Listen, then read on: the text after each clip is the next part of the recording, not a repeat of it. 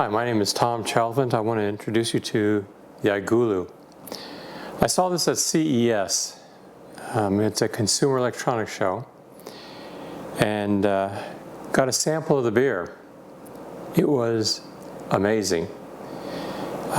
So much so that I went ahead and bought this unit. So I kind of want to do a demo of how easy it is.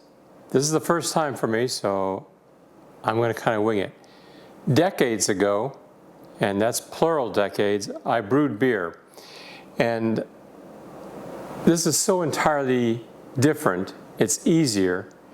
But there are some things that I'm kind of falling on from my roots that I just kind of want to show you here.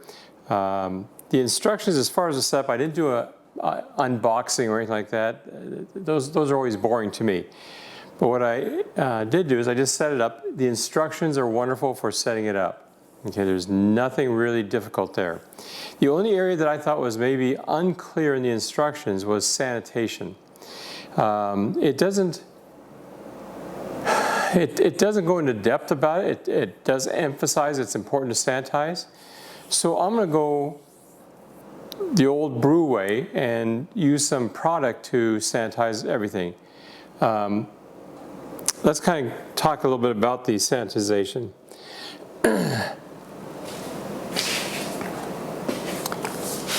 Okay, so I'm using Star San. Star San is more of an acidic sanitizing.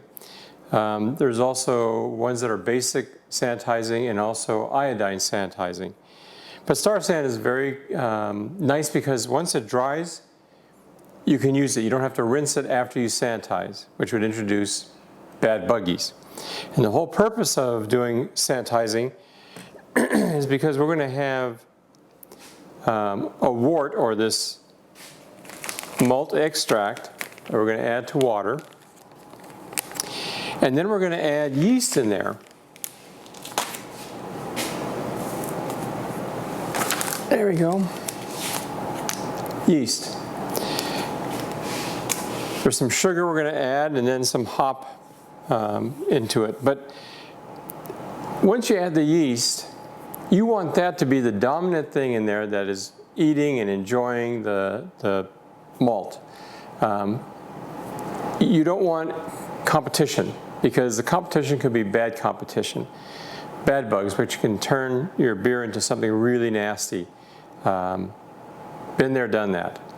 So what I really like about this, and what also made me make that extra effort to go back into playing with brewing, is that it's a 1 gallon size.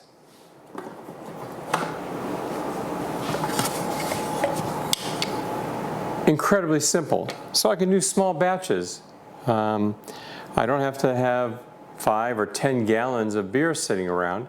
I don't drink that much. I do enjoy beer, but not enough to drink 5 or 10 gallons in a reasonable time frame. Unless I want to be a party animal and be invited to a lot of parties, it is what it is. Anyway, within this system, the top comes off. There's a temperature sensor at the very bottom. And there's also a sensor that can make sure that this is installed. Super simple.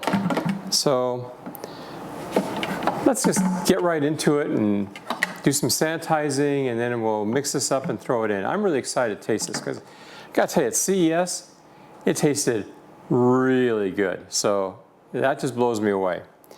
All right, let's go ahead and begin sanitizing. So sanitize, I've done a couple of things. This water here is bottled water that I'm going to use for brewing. This is just tap water. I just put it in a 1 gallon size, so that way we can know our volume. And for that, let's mix it up. I'm just going to pour the 1 gallon.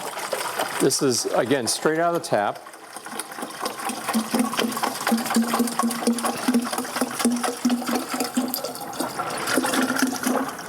Now you may ask, why am I putting it in this bowl? Well, that'll become clear in a little bit.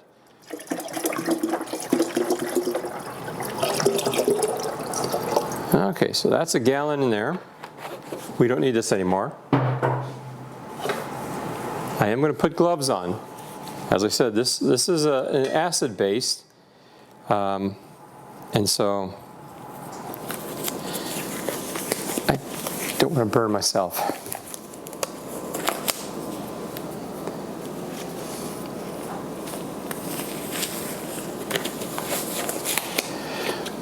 Now, Star San, I can do just 1 capful for the lid, to 1 gallon. So 1 capful per gallon.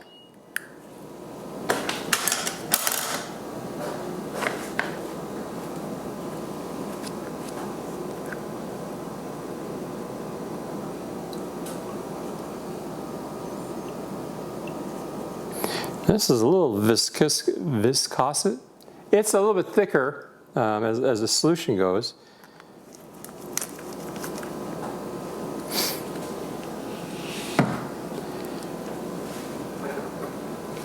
And just mix it up. So the things that you're sanitizing just have to sit in there for 1 minute. After 1 minute, we're going to set it on paper towels, let it dry out. And while I'm waiting a minute here, I'm going to brew the pale ale. They have currently 3 offerings. There's the Bavarian wheat, the pale ale, and the amber lager. I will be doing all of them. And they are working on a stout, I believe. And then I believe the webpage said they're working on 8 different flavors or different beers. That's exciting to me. What's also incredibly unique about this little setup is it is made for idiots like me. I can't tell you how many times I make mistakes, including while we're doing this filming here. But it is something really smart. They have an RFID. The RFID, you put right against the emblem here, it reads it, it knows that, oh, you're doing the pale ale, and it automatically has the settings into it. How cool is that? We'll work through that as well. So I think this is about a minute, but just to be safe, I'm going to go ahead and put the spoon in the bowl.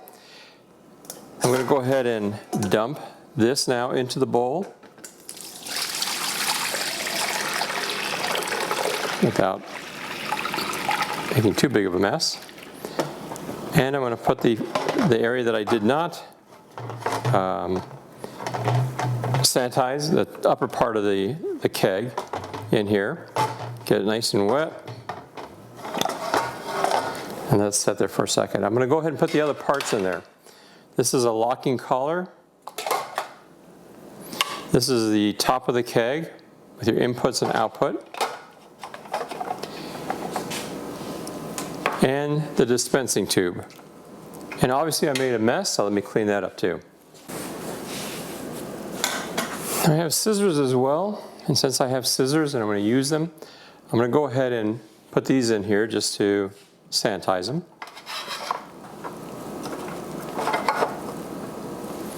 I'll take this out. Now again, there's no rinsing you have to do on this, so all we're going to do is just put it on the paper towel and I'm going to let it dry. Make sure I get these other things in here and filled out. The tube, you want to make sure you get the tube, open up the, this is a little hose clamp. I'll show you what that's going to do in a little bit. So you just want to make sure it's open so that allows air out and also your sanitizer in there.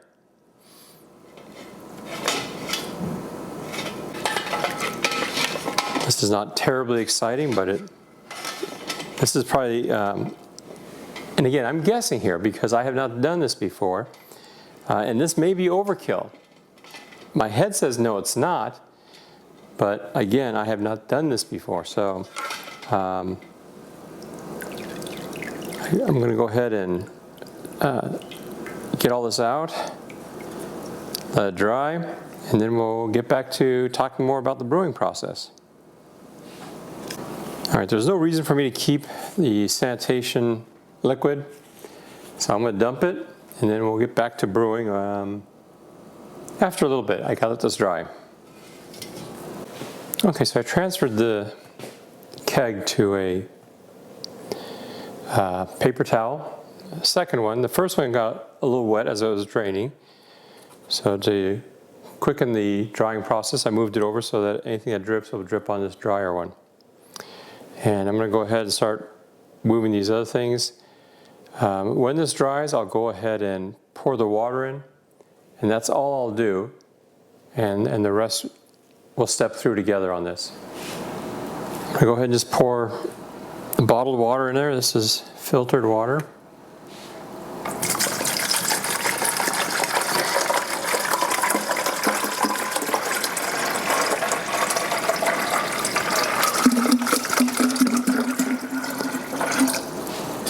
There is a marking here, 116 ounce.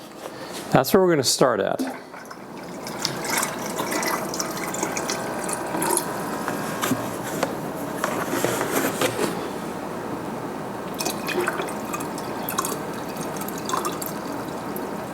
And let me apologize also for turning my back towards you. I'm not a professional videographer. This is in my kitchen. It's not a studio, and doing the best we can here. So anyway, it's at 116.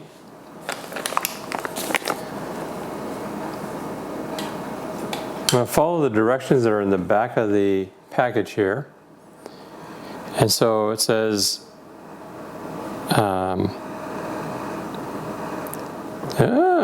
okay, so it says drip the hop extract into the water. So we're not going to put the malt in yet. It's good to read. All right, so extract. We have 3 little containers here. 2 of them are aromatic and 1 is a bitterness.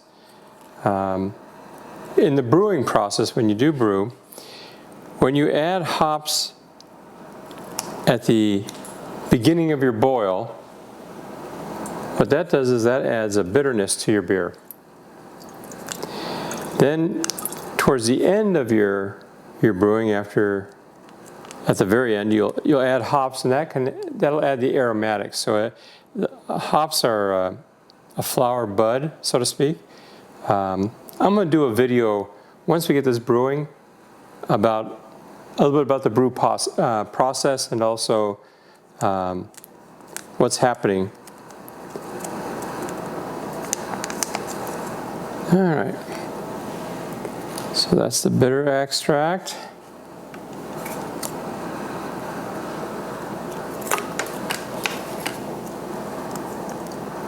Ooh.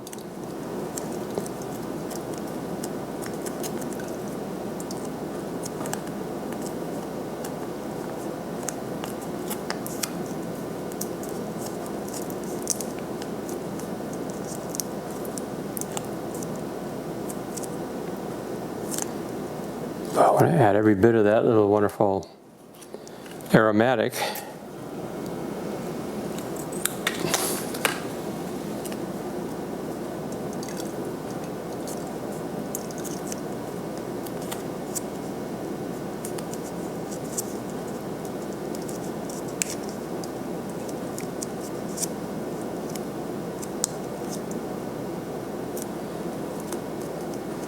Okay.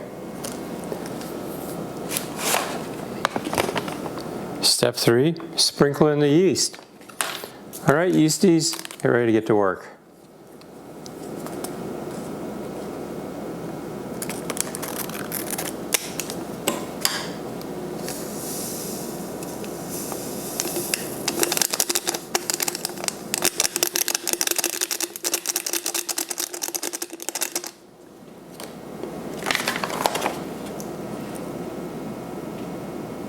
Okay, and the 4th step is add the malt extract without stirring.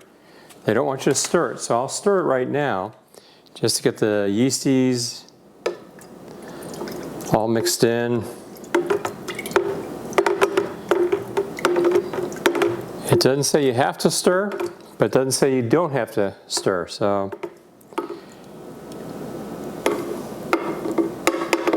when you do your batch, do what you're going to do. Okay. Priming sugar. When do you add the sugar in?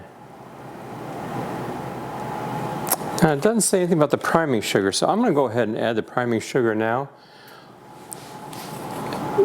I have no idea the proper time to put it in. It didn't say it in the instructions, but I'm going to assume it's a now thing. So let's put it in now.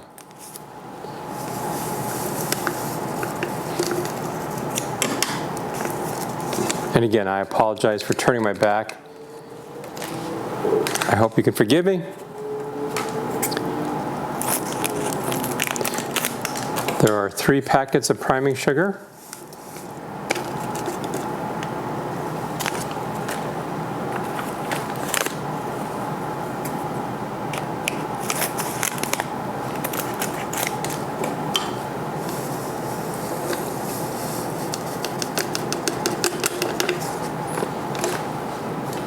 I will give that another stir.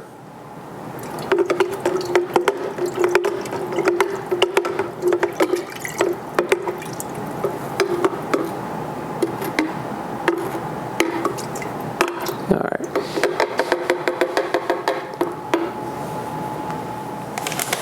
So now the malt, they say not to stir. Interesting. We'll go ahead and open this up, pour it in.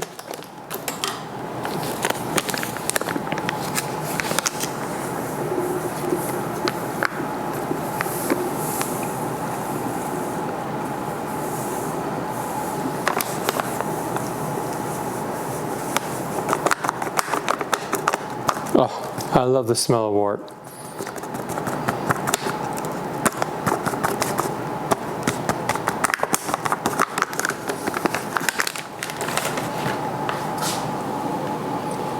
So we're almost at that max level. Go ahead and pour a little bit more water in to get to that point. All right, we're there. To seal it, we have this. This is the top, the cap. This is your gas in. This is your dispensing out. And this is a pressure relief in case you get too much CO2 in there. Maybe your beer's too frothy and you want to release some of that carbon or CO2. That's what that's for. So we'll put that in. All right, that's pressed down nice. I really love the design of this thing. Now we've got a collar here.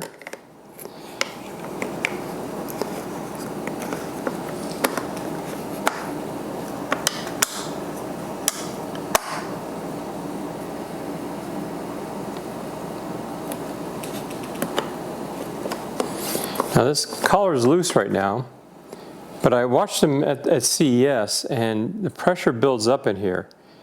And there's a seal in here that looks like it gets tighter as the pressure builds up. Brilliant. Anyway, so let's put this in here.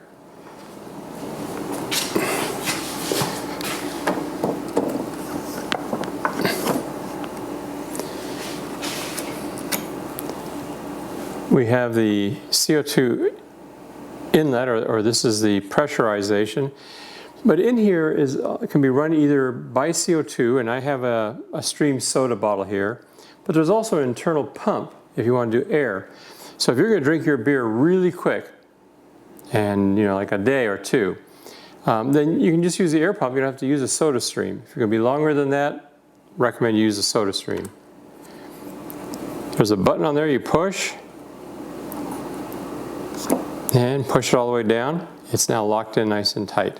This is the dispensing tube, and I mentioned before we're going to talk about what you're going to do is you're going to seal this by squeezing it You hear it clicking there. It pinches off the tube. You're going to do that because you don't want this, as it's brewing and building up pressure, to be pushing it out of your brewer. Another nice design. I love magnets. I use magnets in my hobby. This lid comes off. We feed the tube in. Now I'm just starting it. I'm not going to put it in all the way yet because I need to connect it. Squeeze the button on the lid, push it all the way down. Check that it's locked in. It is.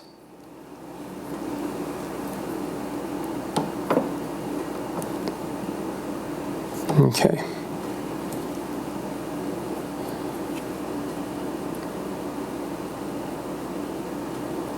Work that hose down, and you're working it down to the tip here, not all the way out. It's not going to be coming out, but you want it to be worked down far enough that it won't just accumulate in there.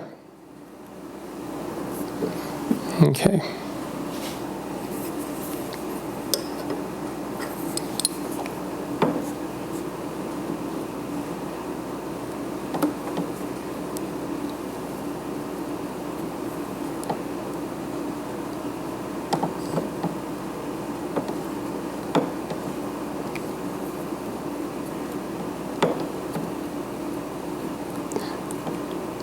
I can feel it moving, a little bit, being drawn down as I'm working the handle, which is why I'm doing that.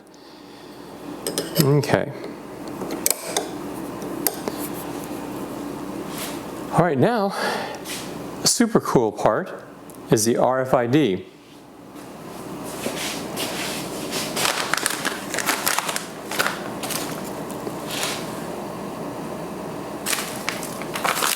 Which I had here. Ah, there we go. So move this right here.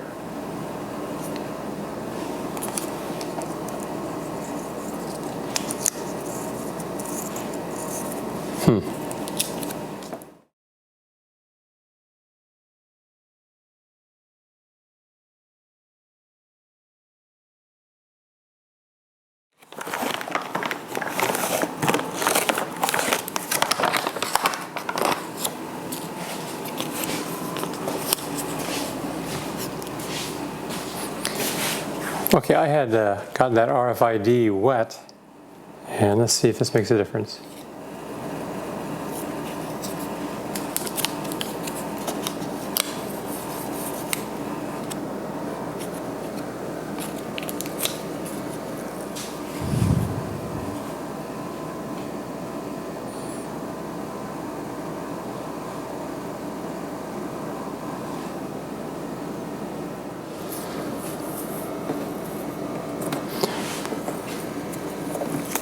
Okay, so my cool RFID did not work. There's another way, by going in, and you have AL2 stages and AL3 stages. I did AL3 stages. 3 is better than 2, I don't know, and hit brew.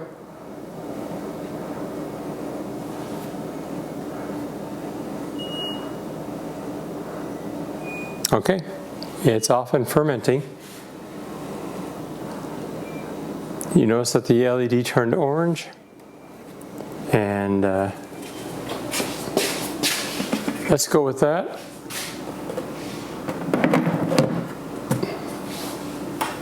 I'll call tech support, see if they have a solution to that. In the meantime, we'll let it go ahead and run.